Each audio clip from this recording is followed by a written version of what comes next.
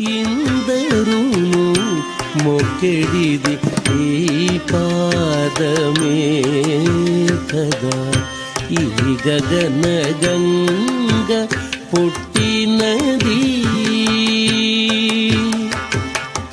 ఈ పాదమే కదా.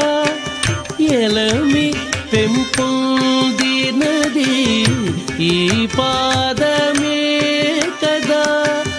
ఎలమి పెంపొందినది ఈ పాదమే కదా.